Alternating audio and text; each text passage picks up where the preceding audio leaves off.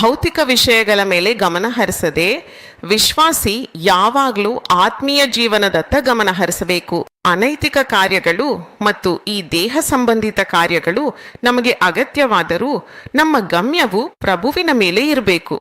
ವಾಕ್ಯದಲ್ಲಿ ನಾವು ನೋಡಿದಾಗ ಲೋಕವನ್ನು ಅನುಕರಿಸುವವರಿಗೆ ಮತ್ತು ಲೋಕಾಸಕ್ತಿಯಿಂದ ತುಂಬಿರುವವರಿಗೆ ಅವರ ಗತಿಯು ಹೇಗಿರುತ್ತದೆ ಎಂಬುದನ್ನು ನಾವು ವಾಕ್ಯದಲ್ಲಿ ನೋಡಬಹುದು.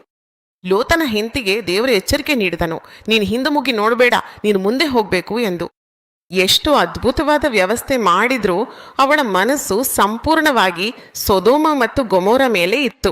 ಹಿಂದೆ ತಿರುಗಿ ನೋಡಬೇಡ ಎಂಬ ಆಜ್ಞೆಯನ್ನು ಅವಳು ಉಲ್ಲಂಘಿಸಿದಳು.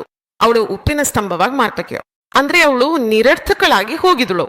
ಅವಳು ಗಂಡನಿಗೂ ಉಪಯೋಗವಾಗಲಿಲ್ಲ, ಹೆಣ್ಣುಮಕ್ಕಳಿಗೂ ಉಪಯೋಗವಾಗಲಿಲ್ಲ, ಮತ್ತು ಅವಳು ಉಪ್ಪಿನ ಸ್ತಂಭವಾಗಿ ಮಾರ್ಪಟ್ಟಳು ಎಂದು ನಾವು ವಾಕ್ಯದಲ್ಲೂ ನೋಡ್ತಿದ್ದೇವೆ. ಆಜ್ಞಾ ಉಲ್ಲಂಘನೆ ಅಂದ್ರೆ ಪಾಪ. ನಾವು ಪ್ರತಿದಿನವೂ ಉಲ್ಲಂಘಿಸುತ್ತಲೇ ಇರುತ್ತೇವೆ. ದೇವರು ಕೊಟ್ಟ ಆಜ್ಞೆಗಳನ್ನು ನಾವು ಗಮನ ಕೊಡ್ತಿಲ್ಲ. ಅಂದ್ರೆ ನಾವು ಎಲ್ಲವನ್ನೂ ಸಹಜವಾಗಿ ತೆಗೆದುಕೊಳ್ತೀವಿ.